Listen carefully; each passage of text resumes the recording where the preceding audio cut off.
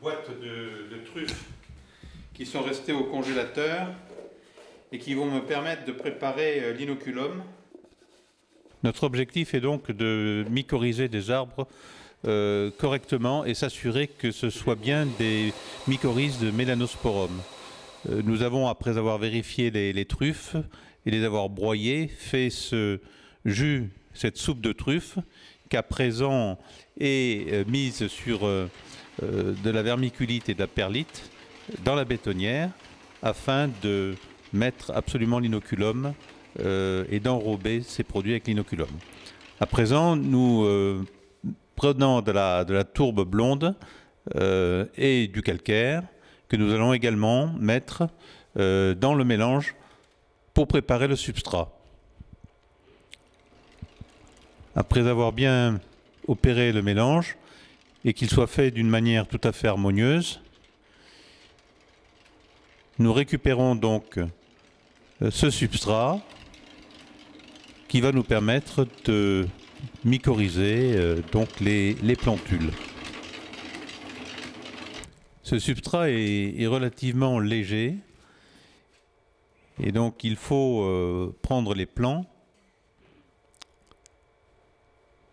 et les mettre avec le substrat dans les petits pots.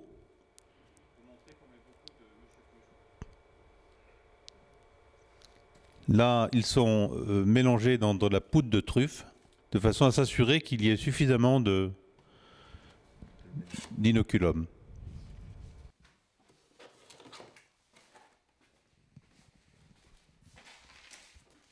Nous procédons donc à une sélection massale, c'est-à-dire qu'une fois que les glands ont produit des plantules, il est important de les sélectionner, c'est-à-dire de rejeter les plants les moins beaux,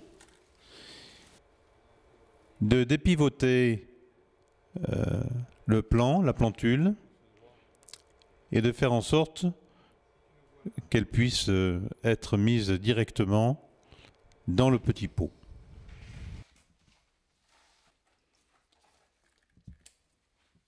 La mise en pot est donc faite, à la suite de quoi les plants seront naturellement arrosés. Le début de la plantation va commencer, ainsi que le suivi des plants.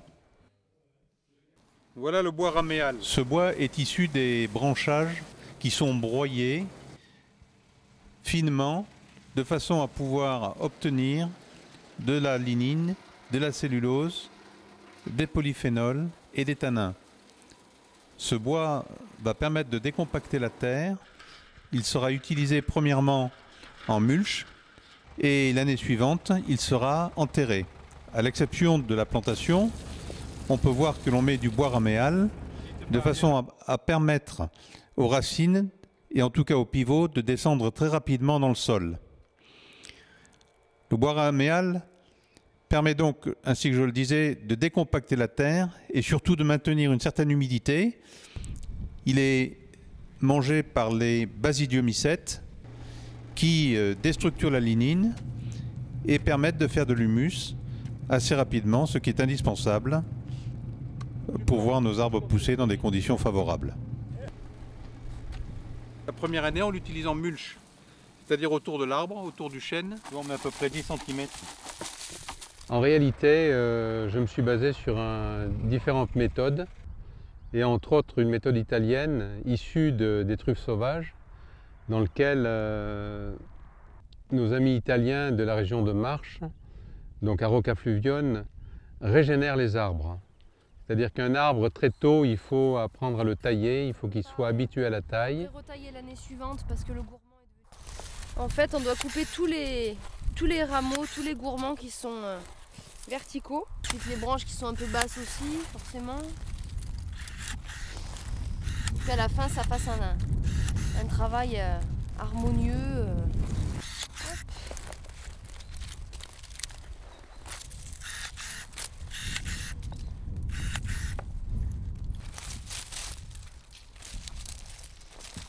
Voilà.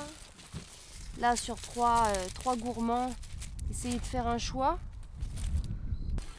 Ce chêne blanc a été planté en 2009 et nous sommes début 2014. C'est un chêne qui commence à produire et sur lequel il faut travailler à la sade. Ce travail m'a été appris par mon ami Emidio Angelosi de Roccafluvione en Italie. C'est la taille des racines. Il faut tailler les racines très tôt de façon à ce qu'elles puissent se reproduire et surtout reproduire de la mycorhize.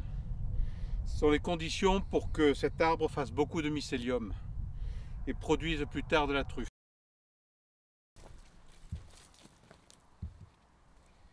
Selon l'adage « semez et vous récolterez », j'utilise à cet effet la fertile canne.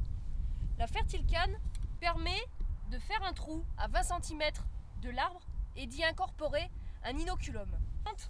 Ma fertile canne, je retire mon manchon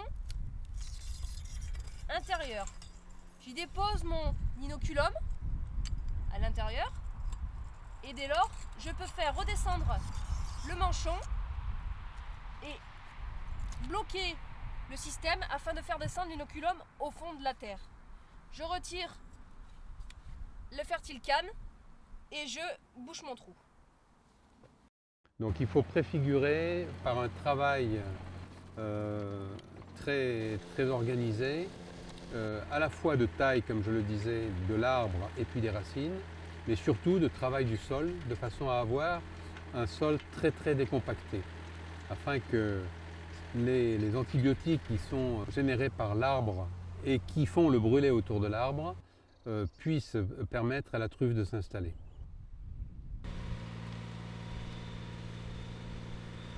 Il faut régulièrement qu'en vieille lune de mars, on puisse tailler les racines pour s'assurer de reproduire des mycorhizes en permanence parce que la truffe a besoin de s'installer correctement auprès des arbres truffiers.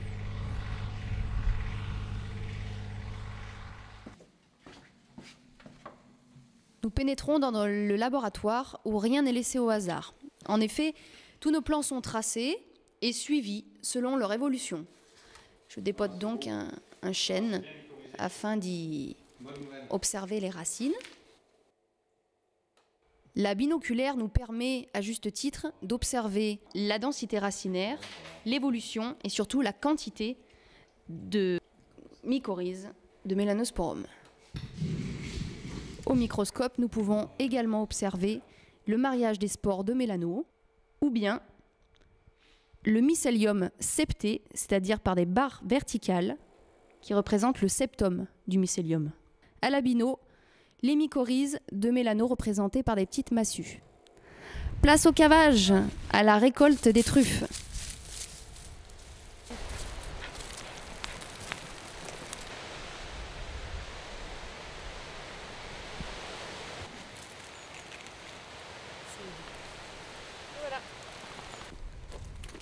Bravo Carla.